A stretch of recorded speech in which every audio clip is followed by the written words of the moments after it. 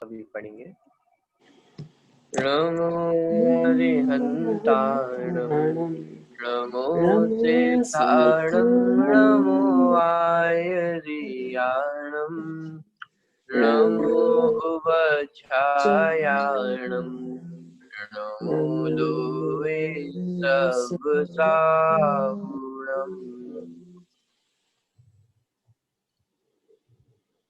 आज हम अष्टानिका पर्व के संबंध में चर्चा करने वाले हैं। अष्टानिका पर्व किसे कहते हैं, कब मनाया जाता है और कैसे मनाया जाता है, और इस पर्व के संबंध में जो कुछ मिसकंसेप्शंस रहते हैं उनके बारे में भी हम पूरी चर्चा चैप्टर में करेंगे।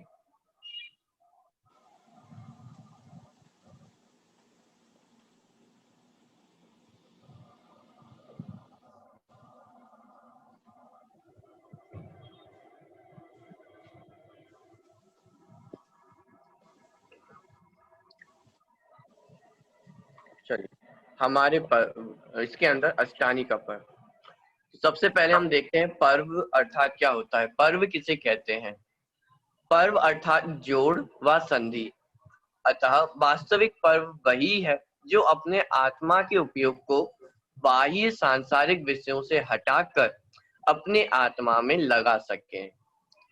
पर्व का मतलब क्या होता है? जैसे हम फेस्टिवल्स बोलते हैं इंग्लिश में, तो यदि हिंदी में हम देखते हैं या संस्कृत में हम देखें तो उसे पर्व कहा जाता है, और पर्व का अर्थात होता है जोड़ना, संधि करना। तो ये जो पर्व है वो किससे जोड़ते हैं हमें? तो देखिए, अतः वास्तविक पर्व वही है जो अपने आत्मा के उपयोग को बाह्य सांसारिक विषयों से हटाकर अपने आत्मा में लगा सके, वह वास्तव में पर्व है। ठीक है, तो जो हमें हमारी आत्मा से जोड़े, जो हमें हमारे सुख से जोड़े, हमारी आत्मा से जोड़े, उसे क्या कहते हैं? पर्व कहते हैं। तो पर्व अर्थात जोड़ व संधि। तो इसका मतलब जो हमें बाहर के रंग राग से जोड़ते हैं, बाहर के कपड़ों से या मिठाइयों से जोड़े, तो वो वास्तव में पर्व का सच्चा स्वरूप नहीं है। पर्व वास्तव में यदि पर्व देखा जाए तो जो हमें अपने आत्मा के स्वभाव से जोड़े, अपने उपयोग को बाह्य जो सांसारिक विषय है वहां से हटा के अपने आत्मा में लगा सके, उसे पर्व कहते हैं। पर्व अर्थात जोड़ना, संधि करना। तो ये जो पर्व आते हैं, बहुत सारे अलग अलग जो फेस्टिवल्स आते हैं, पर्व आते हैं, तो वो क्या करते हैं कि वो हमें अपनी आत्मा से या अपने स्वभाव से जुड़ने की प्रेरणा देते हैं। जैसे कोई भी पर्व हो, चाहे वो महावीर जयंती हो या और भी जितने पर्व हम पूरी साल भर में मनाते हैं, या जो ऐसे पर्व हैं जैसे अष्टमी है, चतुर्दशी है, ये भी हमारे पर्व हैं। तो ये जो सभी पर्व हैं, या 2400 तीर्थंकरों के जो जन्म, पांचों कल्याणक है, पंच कल्याणक है, तो वो सब भी हमें किस बात की प्रेरणा देते हैं? कि अपने आत्म स्वभाव से जुड़ने की ही प्रेरणा देते हैं। तो इसलिए पर्व अर्थात जोड़ना, जोड़ अथवा संधि। तो किससे जोड़ना? कि कपड़ों से, मिठाइयों से? कि नहीं, अपने आत्मा से जुड़ने का नाम क्या है? पर्व है। इसका मतलब ये हुआ कि जिस समय हमें सम्यक दर्शन होता है या जिस समय हम आत्मानुभूति करें, वो वास्तव में पर्व है, फेस्टिवल है। ठीक है। जैन पर्वों के अंतर्गत त्रैकालिक पर्वों में शाश्वत अष्टानिका पर्व भी मनाया जाता है, जो कि जीव को निज स्वभाव से जोड़ने का कार्य करता है। देखिए, यहाँ पे एक शब्द आया है त्रैकालिक। जैन पर्वों के अंतर्गत त्रैकालिक पर्व में शाश्वत अष्टानिका पर्व मनाया जाता है। त्रैकालिक पर्व अर्थात क्या? त्रैकालिक पर्व अर्थात जिसकी कोई शुरुआत नहीं है, जिसको किसी ने बनाया नहीं है, या जो किसी घटना विशेष से संबंधित नहीं है, उसे त्रैकालिक पर्व कहते हैं। दो प्रकार के पर्व होते हैं। एक तात्कालिक पर्व और एक त्रैकालिक पर्व। दो प्रकार के पर्व हैं, तात्कालिक पर्व, त्रैकालिक पर्व। पर्व अर्थात फेस्टिवल, और यदि हिंदी से हम संस्कृत से उसका अर्थ देखें तो पर्व अर्थात जो हमें अपने आत्मा से जोड़े, जो हमें अपने स्वभाव से जोड़े, तो उन्हें पर्व कहा जाता है। और यदि लौकिक में भी हम इसका अर्थ करें तो जो हमें हमारे परिवार से जोड़ते हैं, जो हमें हमारी समाज से जोड़ते हैं, तो उन्हें भी क्या कहा जाता है, पर्व कहा जाता है। जैसे हम देखते हैं जब भी कोई फेस्टिवल आता है, जैसे अभी दिवाली आने वाली है, तो दिवाली में पूरी फैमिली एक साथ गेट टुगेदर होता है, सब लोग मिलते हैं आपस में, समाज एक दूसरे से मिलती है, प्रोग्राम्स होते हैं। तो बाहर की अपेक्षा यदि हम लौकिक अपेक्षा भी देखें, तो जो हमें हमारे दोस्तों से जोड़े, जो हमें हमारे परिवार से जोड़े, समाज से जोड़े, तो उन्हें क्या कहा जाता है, पर्व कहा जाता है। और वास्तव में देखा जाए तो जो हमें अपनी आत्मा से जोड़े, अपने स्वभाव से जोड़े, उसका नाम क्या है, पर्व है। तो ये पर्व हम कब मना सकते हैं, सच्ची दिवाली कब मनेगी?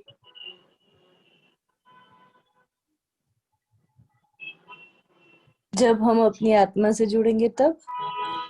जब हम अपनी आत्मा से जुड़ेंगे तब वास्तव में हमारी वो वास्तविक दिवाली कहलाएगी।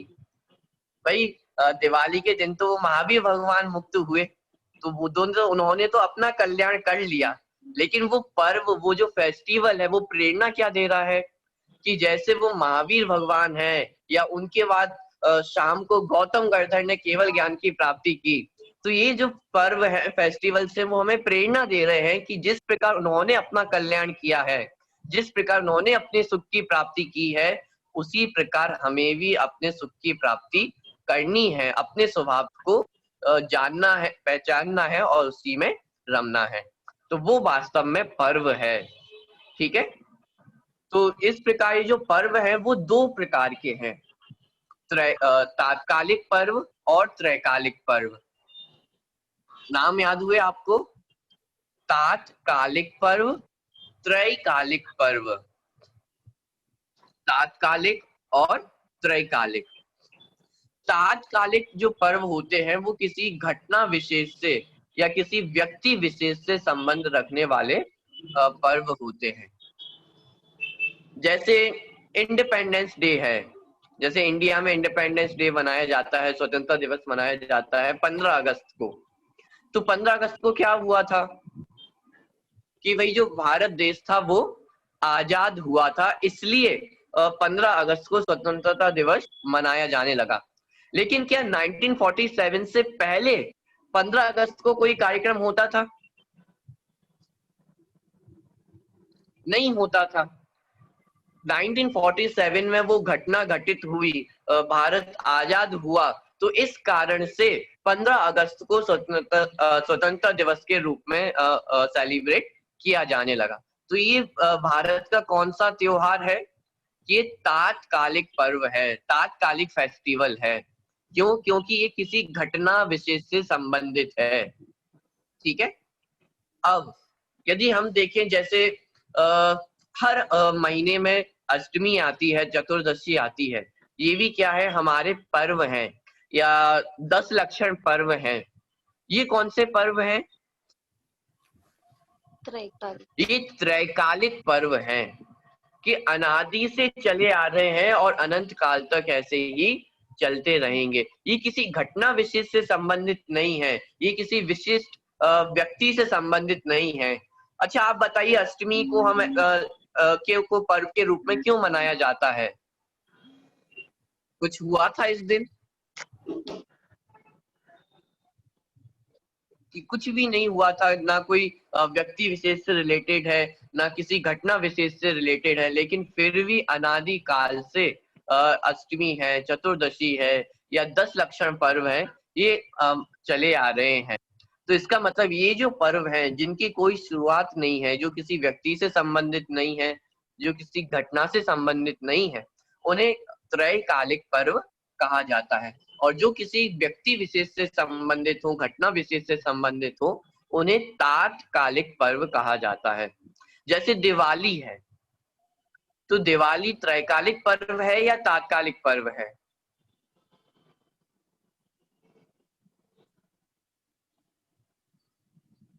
तात्कालिक। तात्कालिक पर्व है, क्यों है? व्यक्ति विशेष है इसलिए।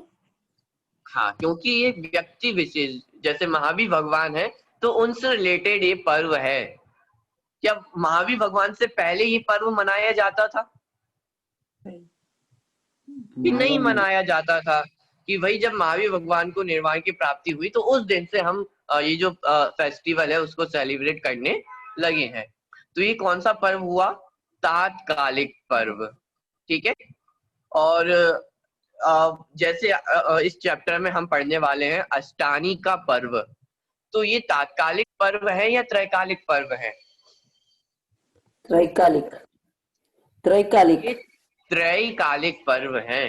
अनादि काल से चले आ रहे हैं और अनंत काल तक ऐसे ही चलते रहेंगे। तो इन्हें कहा जाता है त्रैकालिक पर्व। अच्छा, अक्षय तृतीया पर्व है, आप सभी ने नाम सुना होगा अक्षय तृतीया पर्व। तो ये पर्व तात्कालिक है या त्रैकालिक? तात्कालिक। कि तात्कालिक है, क्यों है तात्कालिक? व्यक्ति विशेष है, आदिनाथ भगवान के लिए है इसलिए। जी, क्योंकि ये जो पर्व है वो आदिनाथ मुनिराज से रिलेटेड है, तो व्यक्ति विशेष से रिलेटेड है, तो इसलिए ये तात्कालिक पर्व। और जो किसी से रिलेटेड नहीं होते हैं वो त्रैकालिक पर्व। तो आप इसमें एक बात देख सकते हैं कि जो तात्कालिक पर्व होते हैं वो आज तो मनाए जाते हैं, लेकिन हो सकता है भविष्य में जाकर उनको सेलिब्रेट नहीं किया जाएगा। महावीर जयंती है तो आज भले ही महावीर जयंती को सेलिब्रेट किया जाता है, लेकिन भविष्य में आगे चल के जब महावीर भगवान को कोई याद नहीं रखने वाला होगा तो फिर महावीर जयंती सेलिब्रेट करने वाला कोई कैसे होगा? तो इसका मतलब जो तात्कालिक पर्व है उनका तो अंत आ जाता है, लेकिन जो त्रैकालिक पर्व है उनका कोई भी अंत नहीं होता है। इसका मतलब त्रैकालिक पर्व अनादि अनंत पर्व है, मतलब अनादि काल से चल रहे हैं और अनंत काल तक चलते रहेंगे, उनका कभी अंत नहीं होगा। लेकिन जो तात्कालिक पर्व है उनकी स्टार्टिंग भी है और उनका एंड भी है। ठीक है। तो ये जो अष्टानी का पर्व है ये कैसे पर्व है? त्रैकालिक पर्व है। इसका मतलब ये है कि इन पर्व का कभी भी अंत होने वाला नहीं है। अनादि काल से पर्व चले आ रहे हैं। अनादि काल से हर बार जो अष्टानी का के दिन आते हैं उनमें जो देवगण होते हैं वो नंदीश्वर द्वीप में जाके पूजन भक्ति करते हैं। अनादि काल से परंपरा चली आ रही है और अनंत काल तक ऐसे ही चलती रहेगी। तो ये जो अष्टानी का पर्व है वो त्रैकालिक शाश्वत पर्व है, मतलब उसका कभी भी अंत आने वाला नहीं है।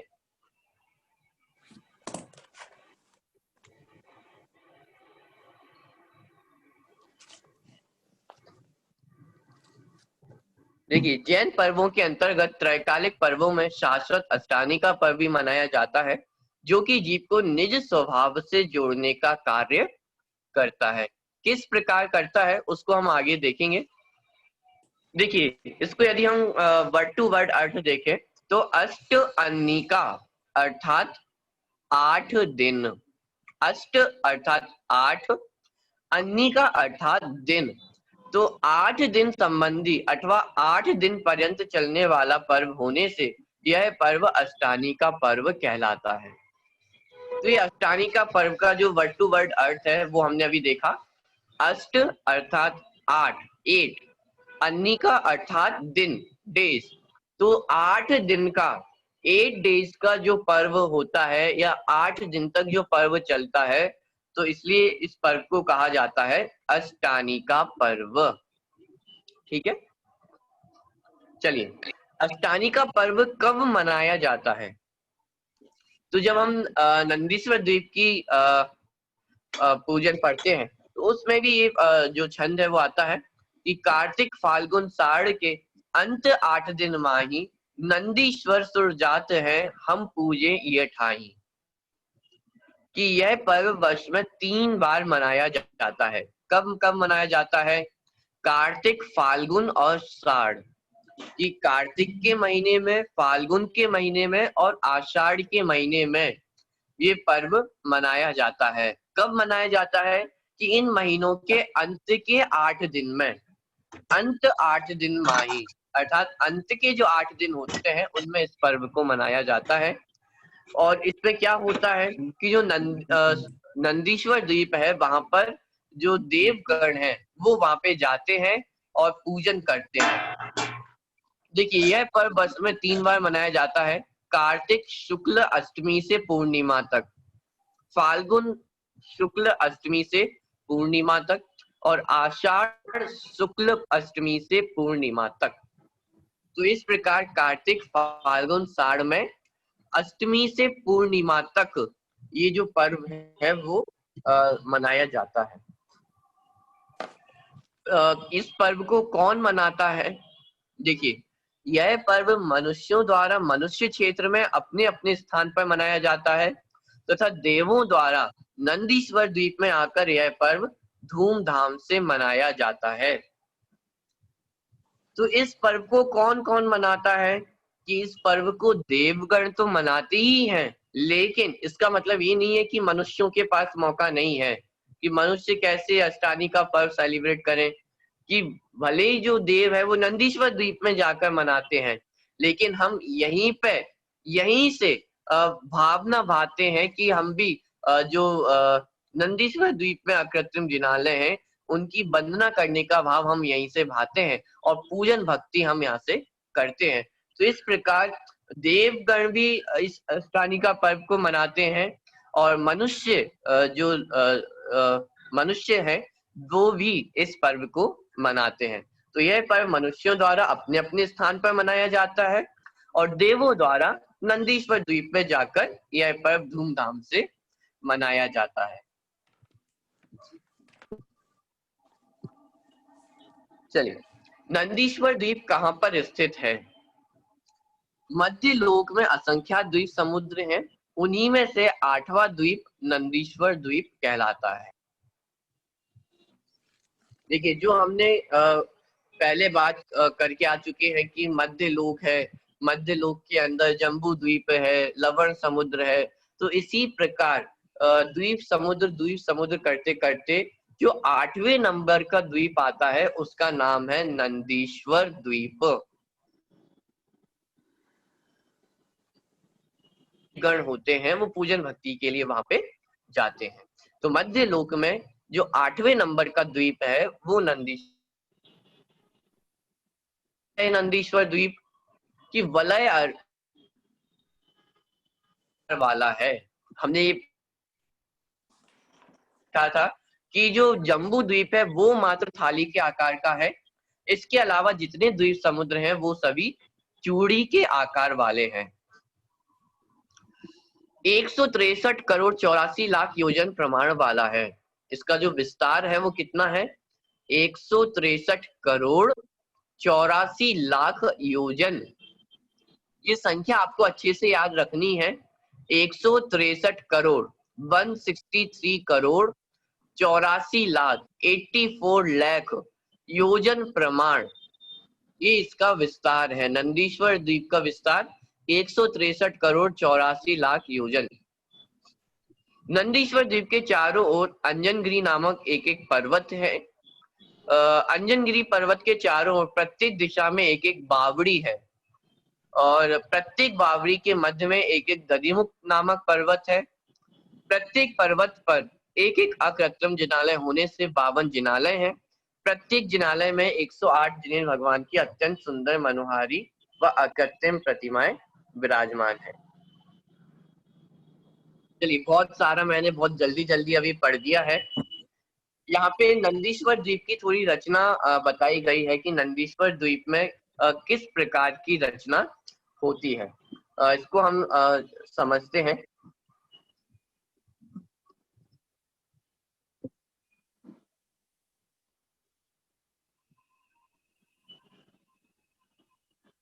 चलिए बात कर रहे थे लास्ट चैप्टर में, अब इस चैप्टर में हम नंदीश्वर द्वीप है उसकी बात हम यहाँ पे करेंगे। तो ये जो आपके सामने सर्कल दिखाई दे रहा है, ये कौन सा द्वीप है? नंदीश्वर द्वीप। और इसका प्रमाण कितना? 1,00,000 163 करोड़ 84 लाख। हाँ, 163 करोड़ 84 लाख योजन। ठीक है, ये इसका प्रमाण है। अब इसमें थोड़ी रचना बताई गई है कि नंदीश्वर द्वीप की कैसी रचना है, वहां पर जो 52 अकृत्रिम जिनालय हैं वो कैसे है, तो उसको हम थोड़ा सा यहाँ पे समझते हैं। चारों कोनों में जो नंदीश्वर द्वीप है, तो उसके चारों कोनों में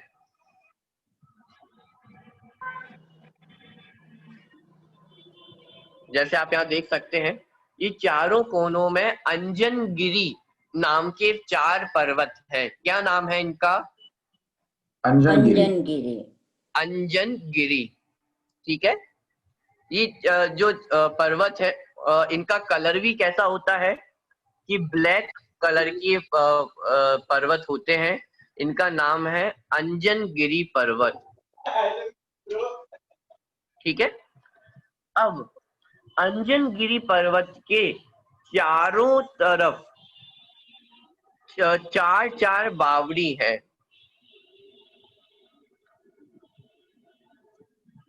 बावड़ी अर्थात ऐसा स्थान जहाँ पे पानी भरा हुआ रहता है।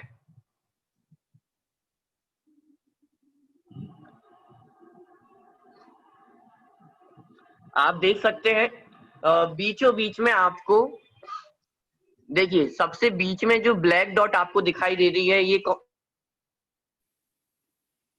ये अंजनगिरी पर्वत। आप रिपीट करते अंजनगिरी पर्वत। अंजनगिरी पर्वत। ठीक है, और साइड में जो आपको ये ब्लू कलर की लाइन दिखाई दे रही है, ये सब क्या है? बावड़ी। बावड़ियां हैं। जलाशय हम कह सकते हैं जहाँ पे पानी भरा हुआ होता है। तो ये 4 जो बावड़ी चारों दिशाओं में, अंजनगिरी पर्वत के चारों दिशाओं में फैली हुई है। ठीक है, आप देख सकते हैं। अब देखिए, हर बावड़ी के बीच में एक और पर्वत है जिसका नाम है दधिमुख पर्वत। कौन सा पर्वत है? दधिमुख। जो मैं रेड डॉट्स यहाँ पे बना रहा हूँ, हर बावड़ी के बीच में आपको एक एक दधिमुख पर्वत दिखाई देगा। तो इस प्रकार अंजनगिरी पर्वत कितने हुए? 4। 4 अंजनगिरी पर्वत हैं। बावड़ियां कितनी हैं? 16। 16 बावड़ी, क्योंकि एक अंजनगिरी पर्वत से रिलेटेड 4 बावड़ी है। तो 4 अंजनगिरी पर्वत से रिलेटेड कितनी होंगी? 16। ठीक है, और हर बावड़ी के मध्य में एक पर्वत है दधिमुख पर्वत। तो टोटल दधिमुख पर्वत कितने होंगे? 16। समझ में आ रहा है आप लोगों को? कंफ्यूजन तो नहीं है? नहीं, समझ में आ रहा है जी। सबसे पहले हमने देखा बीचों बीच में चारों तरफ अंजनगिरी पर्वत है। ठीक है, अंजनगिरी पर्वत को चारों ओर से बावड़ियों ने घेरा हुआ है। फिर हर एक बावड़ी में एक पर्वत है जिसका नाम है दधिमुख पर्वत। ये जो दधिमुख पर्वत है वो सफेद कलर के पर्वत, ब्लैक कलर के हैं। दधिमुख पर्वत अंजनगिरी 4, दधिमुख पर्वत 16। ठीक है, तो टोटल कितने हो गए? 16 प्लस 4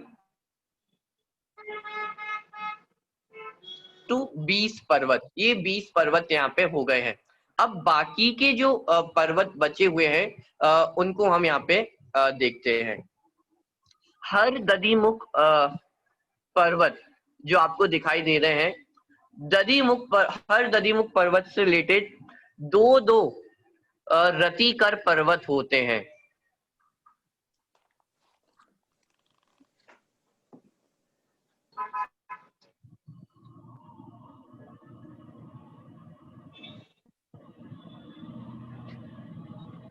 आपको ये जैसे दिखाई दे रहा है यहाँ पे दधिमुख पर्वत, सॉरी रतिकर पर्वत।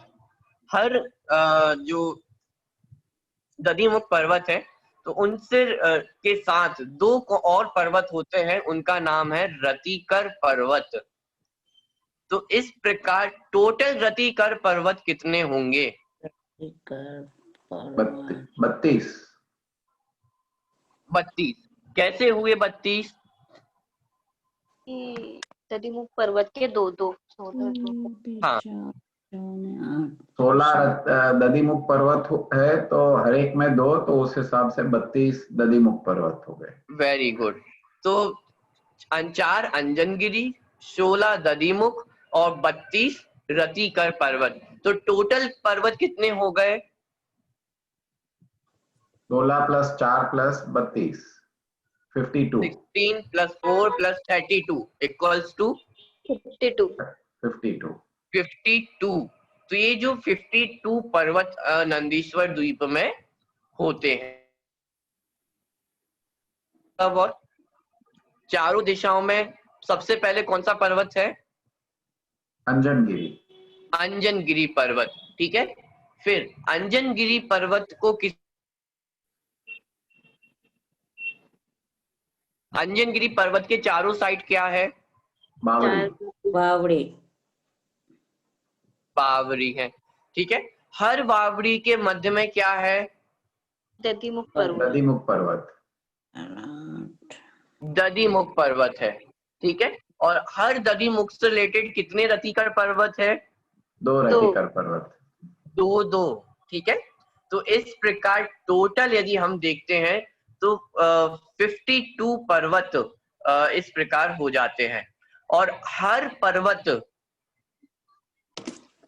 पर्वत के ऊपर एक एक जिनालय विराजमान है, एक एक अकृत्रिम जिनालय विराजमान है। तो टोटल जिन मंदिर कितने हो गए? 52। 52। टोटल जो जिन मंदिर है वहां पे इस प्रकार 52 अकृत्रिम जिनालय है। और हर मंदिर में कितनी प्रतिमाएं हैं? 2। नहीं, हर मंदिर में 108 108 108 108 हर मंदिर में 108 प्रतिमाएं विराजमान है। तो इस प्रकार ये नंदीश्वर देव की पूरी रचना होती है। एक बार फिर से हम जल्दी से देखते हैं। सबसे ये पहले जो कौन सा पर्वत है? माउंटेन है, ये जो पर्वत है, ये भी वॉल शेप्ड है कि पर्वत शेप नॉर्मल? बॉल जैसे नहीं होते हैं ये, गोल, जैसे हम कह सकते हैं जैसे ढोलक का आकार होता है, उस प्रकार के कुछ आकार के पर्वत होते हैं। ओके।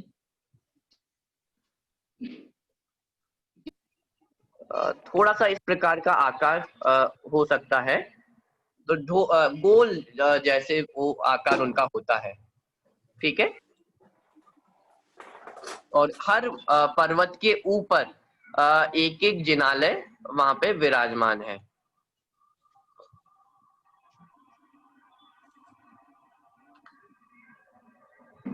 चलिए एक बार जल्दी से हम रिकैप कर लेते हैं। ये हमारा नंदीश्वर द्वीप, अभी सिर्फ मैं एक पार्ट उसका लेता हूं। बीचों बीच मान लीजिए क्या है, ये कौन सा पर्वत है? अंजनगिरी पर्वत, ठीक है। अब अंजनगिरी पर्वत के चारों तरफ क्या है? बावड़ी। बावड़ी। बावड़ी। बावड़ी है, ठीक है। हर बावड़ी के मध्य में क्या है? दधिमुख पर्वत। दधिमुख पर्वत। दधिमुख पर्वत। दधिमुख पर्वत, ठीक है। और हर दधिमुख पर्वत से रिलेटेड कितने पर्वत 2 है? रतिकर पर्वत। 2 रतिकर पर्वत। 2 रतिकर पर्वत, ठीक है। तो इस प्रकार हम देखते हैं कि एक साइड का हमने ये देखा कि एक साइड में एक अंजनगिरी है, 4 दधिमुख पर्वत है, और टोटल 8, आप देखेंगे 1 2 3 4 5 6 7 8 रतिकर पर्वत है। तो 8 + 4 कितना हुआ? 12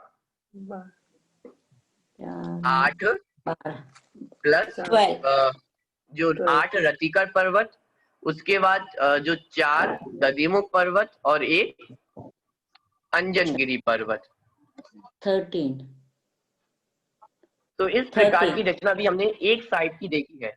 इस प्रकार की जो रचना है वो चारों साइड हमें देखने को मिलेगी।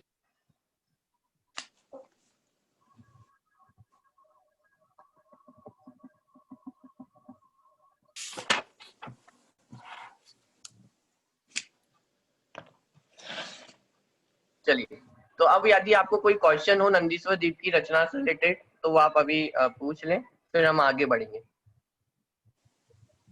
पूजा तो बहुत बार की है, पहली बार समझ में आया है कि क्यों ये सब बोलते हैं। हाँ, यदि आप इसको और समझना चाहें तो नंदीश्वर द्वीप की जो पूजन है उसकी जयमाला, उसको आप यदि आप दोबारा पढ़ेंगे तो अब आपको वो जो उसमें शब्द आते हैं वो अब आपको यहाँ पे समझ में आएंगे। हाँ जी। और वो रचना अब आपको ख्याल में आएगी कि किस प्रकार की वहाँ पे रचना होती है। तो अंजनगिरी पर्वत, दधिमुख पर्वत और रतिकर पर्वत, ये 3 पर्वतों के नाम आपको याद रखने हैं। 4 अंजनगिरी पर्वत है, उसके बाद दधिमुख पर्वत कितने हैं? 16। और जो रतिकर पर्वत है वो है 32। तो इस प्रकार टोटल 52 पर्वत है। हर पर्वत के ऊपर एक एक जिन मंदिर है और हर जिन मंदिर में 108 प्रतिमाएं विराजमान हैं। और इन मंदिरों को किसी ने बनाया नहीं है, इसलिए इन्हें कहा जाता है अकृत्रिम चैत्यालय। अर्थात ये ऐसे मंदिर हैं, ऐसी प्रतिमाएं हैं जिनको किसी ने बनाया नहीं है। देवों ने भी इन प्रतिमाओं को बनाया नहीं है। कभी कभी हमें ऐसा लगता है कि अकृत्रिम अर्थात जिसको इंसानों ने नहीं बनाया, लेकिन देवों ने तो बनाया होगा। कि इनको देवों ने भी नहीं बनाया, इन मंदिरों को, इन प्रतिमाओं को देवों ने भी नहीं बनाया। स्वयं पुद्गलों का ही ऐसा परिणमन हुआ कि उस प्रकार की रचना वहां पे है और अनादि काल से है और अनंत काल तक ऐसी ही रहेगी। तो इस प्रकार 52 जो अकृत्रिम चैत्यालय कहे जाते हैं, तो 52 पर्वत, हर पर्वत के ऊपर एक एक अकृत्रिम चैत्यालय है और वहां पे जो देवगण हैं वो जाके वहां पे पूजन वंदना करते हैं। एक क्वेश्चन था, हम बोलते कि द्वाई द्वीप से बाहर नहीं जा सकते। क्या? द्वाई 2.5 द्वीप से बाहर नहीं जा सकते, तो सिर्फ देवलोक जा सकते हैं या? हाँ, जो मनुष्य हैं वो 2.5 द्वीप से बाहर नहीं जा सकते हैं, इसलिए हम जो मनुष्य हैं वो नंदीश्वर द्वीप नहीं जा सकते हैं। लेकिन जो देवगण हैं वो तो नंदीश्वर द्वीप जा सकते हैं। ओके। और वो जो हम पंचमेरु पूजा करते हैं, वो पंचमेरु पर्वत भी इधर ही कहीं है? नहीं, पंचमेरु तो 2.5 द्वीप के अंदर ही है। ये अभी हम 2.5 द्वीप के बाहर आ गए हैं। हाँ, ये जो 8वां द्वीप है नंदीश्वर द्वीप, उसकी बात अभी हम कर रहे हैं। चलिए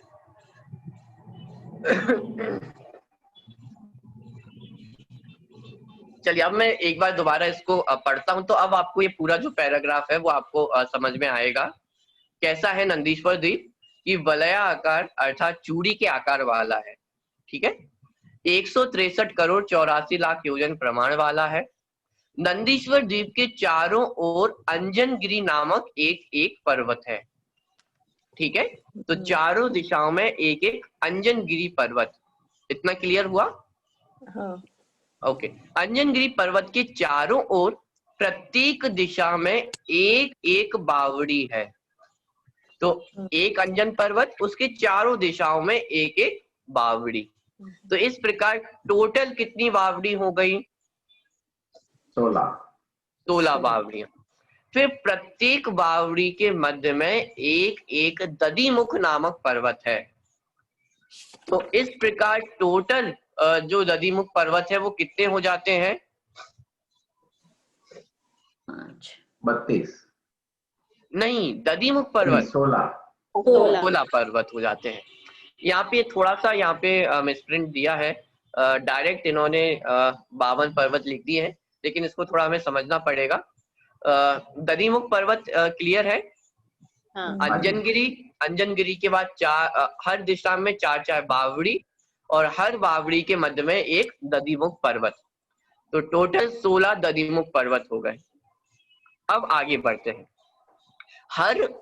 ये पॉइंट यहाँ पे हालांकि दिया नहीं है, नहीं दिया है। लेकिन आप इसको समझ लें कि हर दधिमुख पर्वत की दिशाओं में दो रतिकर पर्वत वहां पे होते हैं, तो हर दधिमुख से रिलेटेड दो रतिकर पर्वत, तो 16 दधिमुख पर्वत है, तो हर एक से रिलेटेड 2 हैं, तो 16 into 2 इक्वल टू 32 रतिकर पर्वत।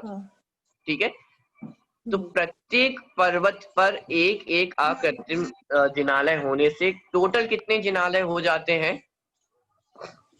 52 जिनालय। 52 पर्वत है, 52 पर्वत है, तो हर एक के ऊपर एक एक मंदिर, तो इस प्रकार टोटल 52 मंदिर वहां पे नंदीश्वर द्वीप में अकृत्रिम जिनालय है। प्रत्येक जिनालय में 108 जिनेंद्र भगवान की अत्यंत सुंदर, मनोहर व अकृत्रिम प्रतिमाएं विराजमान हैं। ठीक है, तो हर मंदिर में 108 प्रतिमाएं, तो आप कैलकुलेशन कर सकते हैं 108 into 52, तो आप कैलकुलेशन कर सकते हैं कि टोटल वहां पे प्रतिमाएं कितनी है। चलिए, देवगण नंदीश्वर द्वीप में जाकर क्या करते हैं? देवगण नंदीश्वर द्वीप जाकर जिन प्रतिमाओं का अभिषेक करते हैं, भक्ति भाव पूर्वक पूजन आदि करते हैं तथा तत्व चर्चा द्वारा आत्म साधना का कार्य करते हैं। कि नंदीश्वर द्वीप में जाकर जो देवगण होते हैं वो हर समय जिनेंद्र भगवान की पूजन भक्ति में, उनके अभिषेक में, तत्व चर्चा में ही निरंतर वो लगे रहते हैं। इसके अलावा और कोई कार्य ही नहीं है। पूजन भक्ति कर रहे हैं, तत्व चर्चा चल रही है, पूरे 8 के 8 दिन इस प्रकार का वातावरण वहां पे बनता है। तो जितने भी देवगण वहां पे जाते हैं तो वहां पे जाके अभिषेक करते हैं, भक्ति भाव से पूजन करते हैं और वहां पे तत्व चर्चा द्वारा आत्म साधना का कार्य करते हैं। फिर यहाँ पे प्रश्न आया कि भाई क्या हम लोग भी नंदीश्वर द्वीप जा सकते हैं कि नहीं? हम मनुष्य नंदीश्वर द्वीप नहीं जा सकते हैं, क्योंकि तीसरे पुष्करवर द्वीप के मध्य में कौन सा पर्वत है? मानुषोत्तर नामक पर्वत है। मनुष्यों की सीमा वहीं तक है, उसके आगे मनुष्य नहीं जा सकते हैं। तो इसलिए नंदीश्वर द्वीप में कोई भी मनुष्य नहीं जा सकता है। मनुष्यों को भी नंदीश्वर द्वीप स्थित बीतरा छवि युक्त शाश्वत प्रतिमाओं के साक्षात दर्शन करने के भाव उत्पन्न होते हैं, किंतु मनुष्यों की शक्ति वहां जाने की ना होने से मनुष्य क्षेत्र में ही स्थान स्थान पर नंदीश्वर की कृत्रिम रचना करके उनमें स्थित जिन प्रतिमाओं की भाव पूर्वक भक्ति पूजन करते हैं तथा भाव पूर्वक की गई भक्ति का भी वही फल मिलता है जो साक्षात भक्ति का मिलता है। देखिए, हमारे सामने तो प्रत्यक्ष में नंदीश्वर द्वीप नहीं है, लेकिन परोक्ष रूप से हम बहुत सारे जो मंदिर हैं उनमें नंदीश्वर द्वीप की रचना की जाती है और वहां पे प्रतिमाओं को विराजमान किया जाता है। तो इस प्रकार हम परोक्ष रूप से जो नंदीश्वर द्वीप में मंदिर है, जो प्रतिमाएं हैं, उनकी पूजन भक्ति हम करते हैं और भाव पूर्वक जो भक्ति की गई है उसका वही फल मिलता है जो साक्षात भक्ति का फल है। अर्थात जो नंदीश्वर द्वीप जाके भक्ति करने का जो फल उन देवों को मिलता है, वही फल हमें यहाँ पे उनकी पूजन भक्ति करने से मिलता है।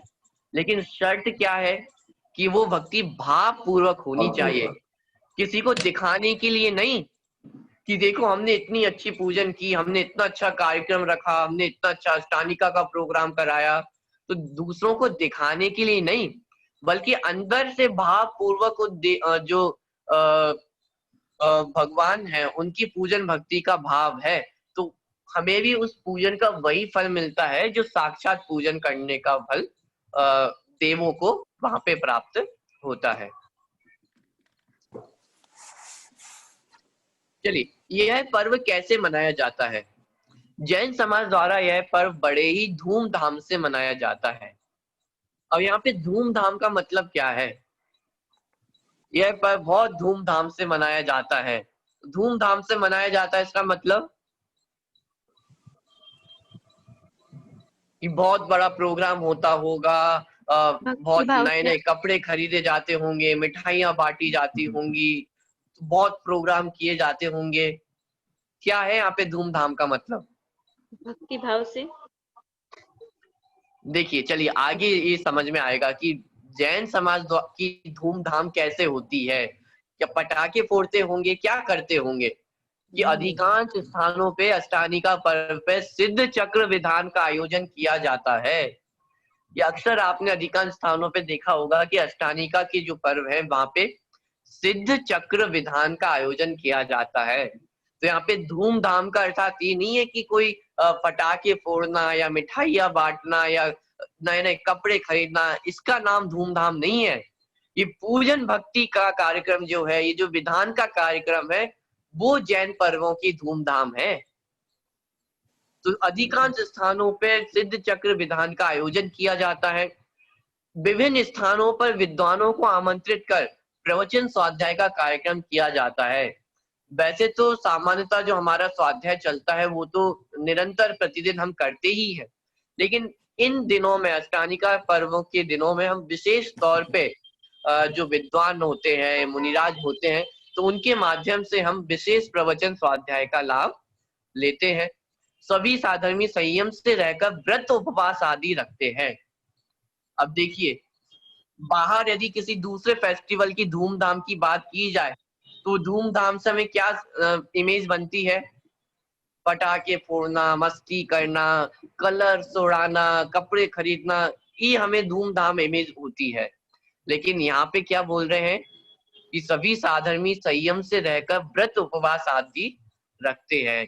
कोई व्रत रख रहा है, कोई उपवास कर रहा है, कोई एकासन कर रहा है।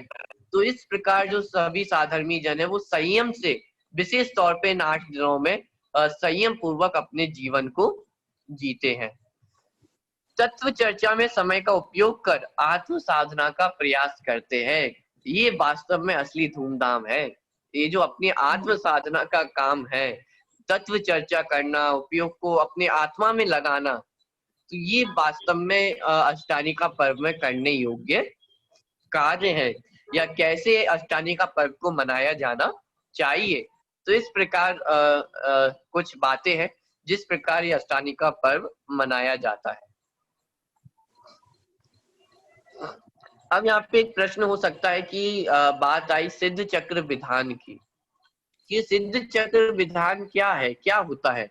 देखिए, समस्त कर्मों को जिन्होंने नष्ट कर दिया है तथा अनंत दर्शन आदि 8 गुणों से संयुक्त है तथा लोक के अग्रभाग में विराजमान वीतरागी सर्वज्ञ परमात्मा सिद्ध कहलाते हैं।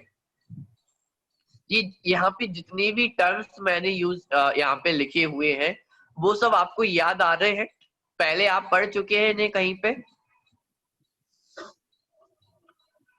समस्त कर्मों को जिन्होंने नष्ट कर दिया है, अनंत दर्शन आदि 8 गुणों से युक्त है, लोक के अग्रभाग में जाकर विराजमान है, हाँ वीतरागी हाँ, है, पढ़ा है। सर्वज्ञ हाँ। है। हाँ जी। कहाँ पढ़ा पढ़ है। चुके हैं हम ये सब? पढ़ा है। कहाँ पे पढ़ा है? पंच परमेष्ठी। सिद्ध हाँ।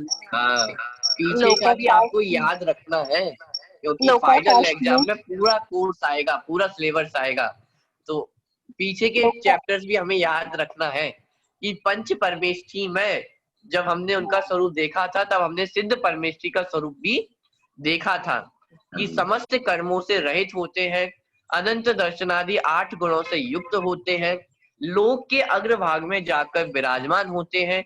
ऐसे जो वीतरागी सर्वज्ञ परमात्मा है, यहाँ पर आपने ध्यान दिया, यहाँ पे अकेला वीतरागी और सर्वज्ञ लिखा है।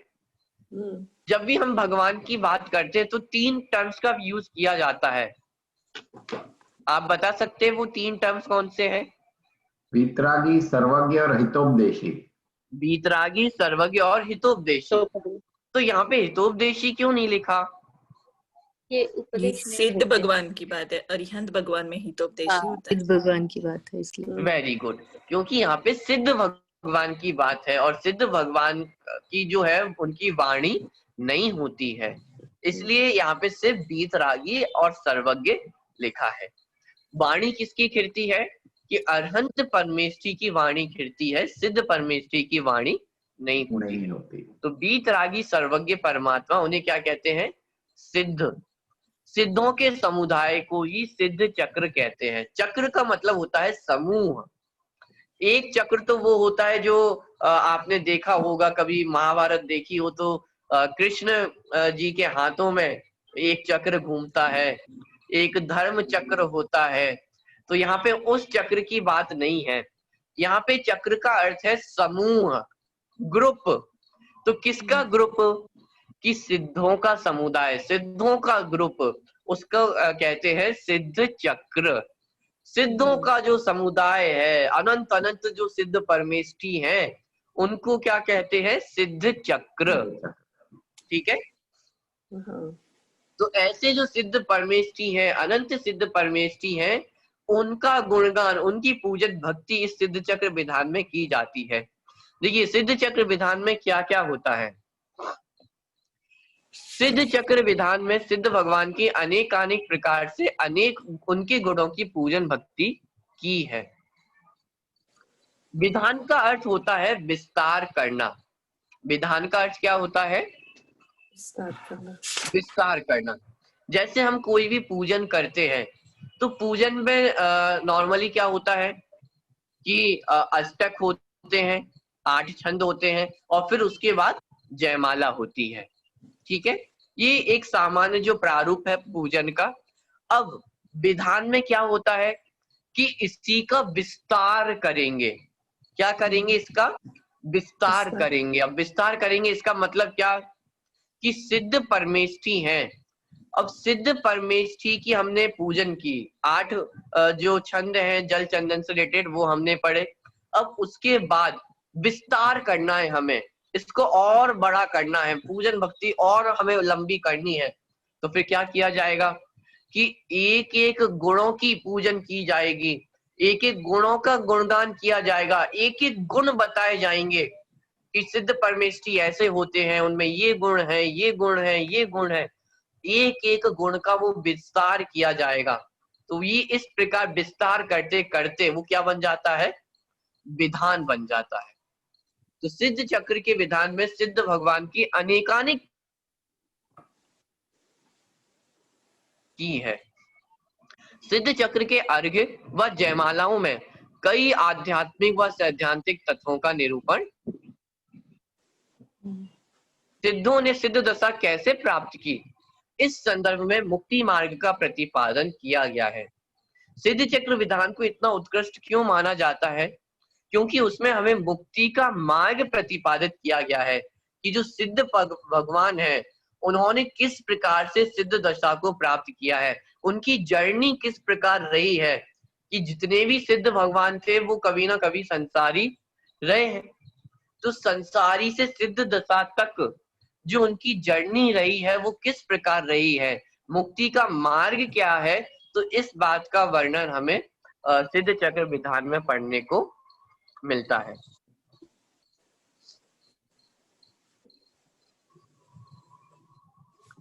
इस प्रकार सिद्ध चक्र में सिद्धों की स्तुति भक्ति के साथ साथ आत्महित करने वाला तत्वोपदेश होने से यह सभी के द्वारा पढ़ने समझने योग्य है।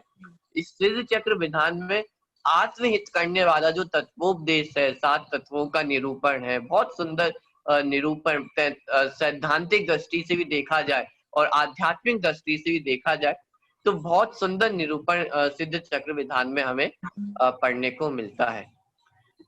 सिद्ध चक्र के पूजन विधान से क्या लाभ है, कि सिद्ध चक्र विधान करने से क्या फायदा होता है? क्या घर में सुख शांति हो जाती है, धन दौलत की प्राप्ति हो जाती है, क्या हमारी इच्छाएं पूरी हो जाती हैं, क्या बीमारियां दूर हो जाती हैं? क्या फायदा है विधान करने से? देखिए, सिद्ध चक्र के पूजन विधान करने से हम सिद्धों के स्वरूप को पहचान कर यह जान सकते हैं कि जैसे ये आत्माएं शुद्ध और पवित्र हैं, वैसे ही हमारा स्वभाव शुद्ध और निरंजन है। क्या लाभ बताया यहाँ पे? सुख शांति प्राप्त हो गई, धन दौलत मिल गया, क्या हुआ कि अरे यहाँ पे हमें सच्ची समझ प्राप्त हुई है। क्या समझ में आया कि जैसे उन सिद्ध भगवान का स्वरूप है, वैसा ही स्वरूप मेरा भी है, वैसा ही शुद्ध निरंजन स्वभाव मेरा भी है। फिर दिक्कत क्या है कि मात्र अंतर इतना है कि मैंने उस स्वभाव को पहचाना नहीं है और सिद्ध भगवान ने अपने स्वभाव को पहचान लिया है। मेरे अंदर भी वो शुद्धता प्रकट करने की ताकत है, लेकिन मैंने उस ताकत को पहचाना नहीं है और सिद्ध भगवान ने उस ताकत को पहचान लिया, तो वो शुद्ध हो गए। तो जैसा उनका शुद्ध स्वरूप है, वैसा ही स्वभाव मेरा भी शुद्ध निरंजन है। सिद्धों के समान मुक्ति का मार्ग अपनाकर हम भी इनके समान अनंत सुखी और अनंत ज्ञानी बन सकते हैं। कि हाँ, विधान करने से सुख शांति तो प्राप्त होगी, लेकिन कौन सी सुख शांति होगी? यदि आप बाहर की सुख शांति की बात कर रहे हो तो वो तो इस विधान करने से नहीं मिलेगी। हाँ, लेकिन यदि वास्तव में सच्ची सुख शांति आपको चाहिए, अनंत सुख आपको चाहिए, तो वो सिद्ध चक्र विधान करने से, उसको समझने से हमें प्राप्त हो सकता है। तो ये सिद्ध चक्र विधान का जो लाभ है वो यहाँ पे अभी हमने देखा। इस सिद्ध चक्र विधान से रिलेटेड जो एक बहुत बड़ी भ्रांति चलती है, उसको यहाँ पे बताया जा रहा है। कथा आप सभी ने सुनी होगी श्रीपाल की। श्रीपाल और उनके 700 साथियों का कोढ़ सिद्ध चक्र विधान करने से मिट गया था। उनकी पत्नी मैना सुंदरी ने सिद्ध चक्र का पाठ करके गंधोदक उन पर छिड़का और उन सभी का कोढ़ दूर हो गया। एक बहुत बड़ी भ्रांति चलती है कि भाई सिद्ध चक्र विधान करने से रोग दूर हो जाते हैं, कोढ़ दूर हो जाता है। देखिए, तथ्य क्या है? सिद्धों की आराधना का सच्चा फल वीतराग भाव में वृद्धि होना है। देखिए, फिर से मैं ये लाइन पढ़ रहा हूँ। सिद्धों की आराधना का सच्चा फल वीतराग भाव में वृद्धि होना है। किस भाव में वृद्धि होना है? वीतराग भाव में वृद्धि होना, ये सिद्ध चक्र की आराधना का फल है। राग का बढ़ना ये सिद्ध चक्र की आराधना का सच्चा फल नहीं है। तो वीतराग भाव में वृद्धि होना ये वास्तव में सिद्ध चक्र की आराधना का फल है, क्योंकि जिसकी हम आराधना कर रहे हैं वो तो स्वयं वीतरागी हैं। तो जो स्वयं वीतरागी हैं, यदि हम उनकी पूजन करेंगे तो रागी कैसे हो सकते हैं? उसका फल राग कैसे मिल सकता है? तो जिनेन्द्र भगवान की, सिद्धों की आराधना का सच्चा फल वीतराग भाव में वृद्धि होना है तथा सिद्धों के स्वरूप को भली भांति समझते हैं। ऐसे सच्चे भक्त उनसे लौकिक लाभ की चाह नहीं रखते हैं। सिद्ध चक्र की महिमा मात्र कुष्ठ रोग के उपचार तक सीमित करना, उसकी महानता कम करना है। वास्तव में तो कुष्ठ रोग तो शरीर का रोग है, आत्मा का रोग तो मोह राग द्वेष है। तथा जो आत्मा सिद्धों के सही स्वरूप को जानकर उन जैसा अपनी आत्मा को पहचान कर उसमें ही लीन हो जावे, तो जन्म मरण और राग द्वेष जैसे रोग नष्ट हो जाते हैं। तथा इसके साथ ही जो अतिशय पुण्य का बंध होता है, उसमें लौकिक अनुकूलताओं की भी प्राप्ति स्वयमेव हो जाती है, परंतु सच्चे भक्त की दृष्टि उन पर नहीं जाती है। देखिए, सिद्ध चक्र विधान के संबंध में एक जो बहुत बड़ा मिसकंसेप्शन चलता है, एक भ्रांति चलती है कि भाई सिद्ध चक्र विधान करने से सारी जो बीमारियां हैं, सारे जो रोग हैं वो दूर हो जाते हैं। विशेष तौर पे जो कोढ़ है, कोढ़ अर्थात एक ऐसा रोग होता है जिसमें पूरे शरीर में जो मवाद है, बीप है, वो बहने लगती है, दुर्गंधमय पूरा शरीर हो जाता है। तो इस प्रकार का जो कोढ़ रोग है वो श्रीपाल को हो गया था। तो उनकी पत्नी ने, जो मैना सुंदरी थी, उन्होंने सिद्ध चक्र विधान किया, उनपे गंधोदक छिड़का और उनका पूरा जो रोग है वो सही हो गया। तो फिर ये मान्यता चल पड़ी कि सिद्ध चक्र विधान करने से सारे जो रोग हैं, जो कोढ़ है, वो दूर हो जाते हैं। लेकिन वास्तविक तथ्य क्या है कि वास्तव में जिनेंद्र भगवान की आराधना करने का फल रोग का दूर होना नहीं है। ठीक है, बाहर का जो कोढ़ है वो वास्तव में फल नहीं है जिनेंद्र भगवान की आराधना करने का। जिनेंद्र भगवान की आराधना करने का सच्चा फल है वीत राग भाव की वृद्धि होना, राग द्वेष का कम होना। ये जिनेंद्र भगवान की आराधना का फल है। इसका मतलब जो शरीर में कोढ़ हुआ है ना, उसको दूर करने की भावना कम हो जाना, ये जिनेंद्र भगवान की पूजन का फल है। यदि सच्चा फल हमें प्राप्त होगा, सिद्ध चक्र विधान यदि हमने भाव पूर्वक किया होगा और उसका यदि सच्चा फल हमें प्राप्त होगा, तो हमें कोढ़ दूर करने का भाव नहीं होगा। क्योंकि वीत राग का अर्थात क्या कि राग द्वेष का अभाव होना, अर्थात उस कोढ़ के प्रति भी, उस बीमारी के प्रति भी द्वेष का अभाव होना, ये जिनेंद्र भगवान की आराधना का सच्चा फल है। लेकिन यदि इसी क्वेश्चन को हम टोडरमल जी से पूछें तो वो क्या उत्तर देंगे इस प्रश्न का? कि मान लो प्रश्नकर्ता ने पूछा कि हमने सुना कि सिद्ध चक्र विधान करने से कोढ़ दूर हो जाता है, रोग दूर हो जाते हैं, तो टोडरमल जी क्या उत्तर देंगे? मिथ्या मान्यता। मिथ्या मान्यता नहीं, आत्मा का। अच्छा चलिए मैं आत्मा आप का लोगों से रोग पूछता हूँ। पहले टोडरमल जी से पहले हम आपसे पूछते हैं कि भाई सिद्ध चक्र विधान करने से रोग दूर हो जाते हैं, सुख शांति हो जाती है, तो आपका क्या उत्तर है? होता है या नहीं होता है? होता है, मोह राग द्वेष।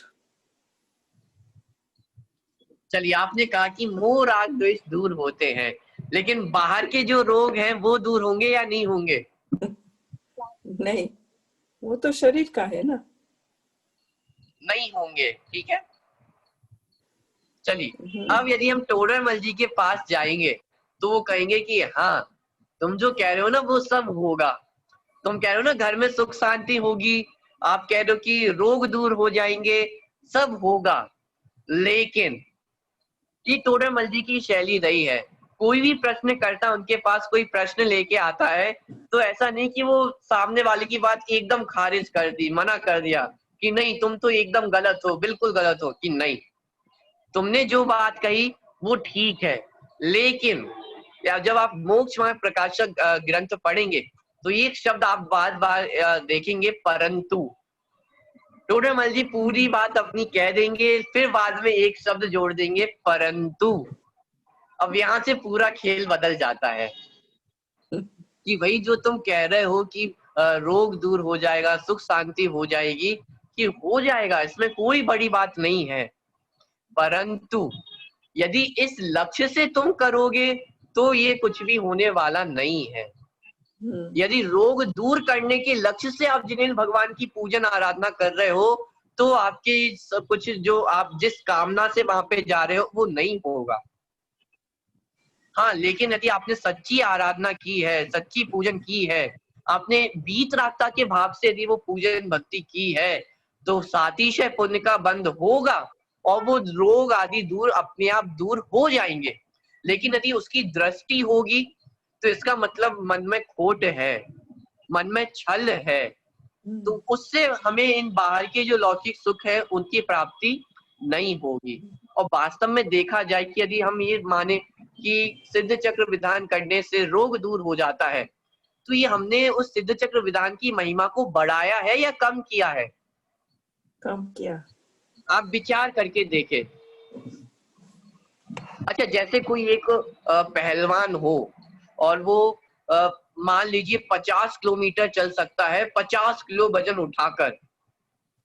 एक पहलवान है, बहुत हट्टा तगड़ा है और वो 50 किलोमीटर चल सकता है 50 किलो का वजन उठा के, और उससे कोई बोले कि अरे ये इतना शक्तिशाली है कि 1 किलोमीटर बिना थके चले जाता है, तो ये आपने उसकी महिमा बढ़ाई है या कम कर दी है?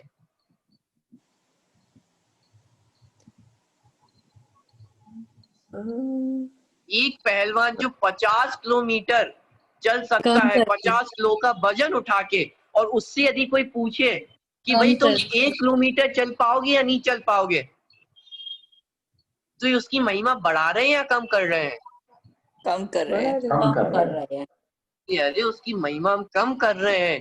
अरे जो व्यक्ति 50 किलोमीटर चल सकता है 50 किलो का वजन उठा के, और आप उससे पूछ रहे हो कि 1 किलोमीटर चल पाओगे, ये कोई पूछने वाली बात है?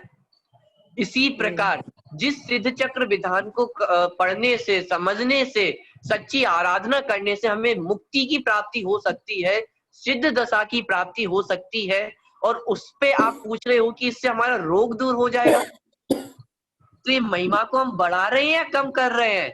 कम कर रहे हैं। कि भाई उसका फल तो इतना बड़ा है। आप कोढ़ की बात कर रहे हो, आप छोटे मोटे रोग की बात कर रहे हो, अनादि काल से जो हमारा रोग चला आ रहा है, जन्म मरण का रोग चला आ रहा है, अनादि काल से जो हमारा दुख चला आ रहा है, यहाँ पे तो उसकी दूर करने की बात हो रही है, और आप ये छोटे मोटे रोग की बात कर रहे हो। तो ये वास्तव में हम उनकी महिमा को कम कर रहे हैं। यदि हम फैलाते हैं कि भाई सिद्ध चक्र पढ़ने से रोग दूर हो जाएगा, ये हो जाएगा, वो हो जाएगा, तो वास्तव में हम सिद्ध चक्र विधान की महिमा बढ़ा नहीं रहे हैं, बल्कि उसकी महिमा को हम कम कर रहे हैं, क्योंकि उसका फल तो बहुत बड़ा है और उसके फल को हम इतना सा बता रहे हैं। चींटी के बराबर, एक तिनके के बराबर भी वो फल नहीं है। कहाँ इतना बड़ा फल, मुक्ति की प्राप्ति होना, अनंत सुख की प्राप्ति होना, और कहाँ ये कोढ़ का दूर होना। तो वास्तव में हम उसकी महिमा को घटा ही रहे हैं। तो ये जो भ्रांति चलती है कि कोढ़ दूर हो जाता है, ये हो जाता है, हाँ वास्तव में यदि देखा जाए तो जब व्यक्ति पूजन भक्ति करता है, सच्चे भाव से पूजन भक्ति करता है, तो उसके जीवन में सहज ही सातिशय पुण्य का बंध होता है। भाई पूजन भक्ति करेगा, अच्छे कार्य करेगा तो पुण्य का बंध होगा, और पुण्य का बंध होगा तो उसका उदय भी आएगा, और उदय आएगा तो आपको अनुकूल सामग्री मिलेगी। तो ये कहा जा सकता है कि भाई पूजन भक्ति करने से आपको सुख शांति की प्राप्ति हो जाएगी, लेकिन यदि इसका लक्ष्य करके आप पूजन भक्ति करोगे तो उल्टा पाप का बंध होगा। यदि हम मंदिर इसलिए जा रहे हैं कि भाई मेरा कोढ़ दूर हो जाए, हम मंदिर इसलिए जा रहे हैं कि घर में सुख शांति हो जाए, तो ये तो आप पाप परिणाम से मंदिर में जा रहे हैं, आप पाप परिणाम कर रहे हैं, तो पाप का बंध होगा तो निश्चित रूप से कुछ भी होने वाला नहीं है। हाँ, लेकिन यदि हमारा लक्ष्य भगवान की पूजन भक्ति करने का होगा, वीतरागता का लक्ष्य होगा, तो उनको ये जो पुण्य है उसका बंध होगा। समझ में आ रहा है? अब ये भी प्रकृति का गजब का खेल है कि जिसको पुण्य नहीं चाहिए उसको पुण्य का बंध होता है, और जो पुण्य के पीछे भागता है पुण्य उससे दूर भागता है। पॉइंट समझ में आ रहा है? तो हमें पुण्य के पीछे नहीं भागना है। जैसे लौकिक में भी बात की जाती है ना कि आप सफलता के पीछे मत भागो, आप स्वयं इतने अच्छे बनो कि सफलता आपके पीछे भागे। तो यही कुछ बात पुण्य के साथ भी है कि आप पुण्य के पीछे मत भागो। पुण्य के पीछे भागोगे इसका मतलब आप अपनी कीमत कम कर रहे हो। यदि आप अपनी कीमत पहचान जाओगे तो पुण्य अपने आप आपके पीछे आएगा। तो पुण्य के पीछे हमें नहीं भागना है, हमें तो वीतरागता प्रकट करनी है, और जो वीतरागता का लक्ष्य करते हैं पुण्य अपने आप उनके पीछे पीछे आ जाता है। जिस तीर्थंकर प्रकृति का बंध होता है तो वो सोच के करते होंगे कि मुझे तीर्थंकर बनना है, मुझे तीर्थंकर प्रकृति का बंध करना है, कि नहीं। अरे जो तीर्थंकर प्रकृति का लक्ष्य तक नहीं करते हैं उनके पीछे तीर्थंकर प्रकृति आती है। हम क्या सोचते हैं कि नहीं नहीं मैं तीर्थंकरों की आराधना करूंगा तो मैं भी एक दिन तीर्थंकर बन जाऊंगा। कि अरे 3 काल में ऐसे तीर्थंकर नहीं बन पाओगे। जिनका लक्ष्य वीतरागता की ओर है, जिनका लक्ष्य आत्मा की ओर है, उनके पीछे तीर्थंकर प्रकृति दौड़ती है। तो इसलिए यहाँ पे हमें समझना है कि पूजन भक्ति करने से, सिद्ध चक्र विधान करने से कोई बड़ी बात नहीं है कि जो कथा चलती है कि जल छिड़का और कोढ़ दूर हो गया, सिद्ध चक्र विधान किया और श्रीपाल का कोढ़ दूर हो गया। कोई बड़ी बात नहीं है कि वो कोढ़ दूर हो जाए। भाई साथी से पुण्य का बंध हुआ होगा, उसका उदय आया तो वो कोढ़ दूर हो गया, लेकिन इसका मतलब ये नहीं है कि उनकी पूजन भक्ति करने से वो कोढ़ दूर हुआ है। वो कोढ़ दूर होना पुण्य के उदय की बात है। और पूजन भक्ति का सच्चा फल क्या है कि हम वीतरागता को प्रकट करें, और जब वो वीतरागता का लक्ष्य होगा तो पुण्य तो अपने आप बन जाएगा, और जब पुण्य बनेगा तो उसका उदय भी आएगा। तो उसमें जितनी अनुकूल सामग्रियां होंगी, रोग दूर होना होंगे, तो वो सब उसमें रोग दूर हो जाएंगे।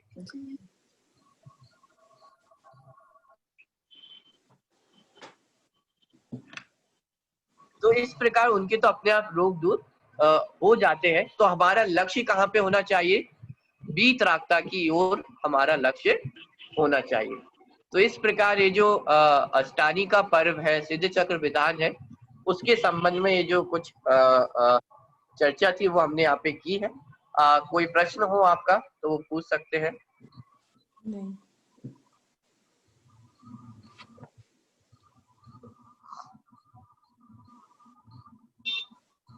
चलिए, किसी का कोई प्रश्न नहीं है?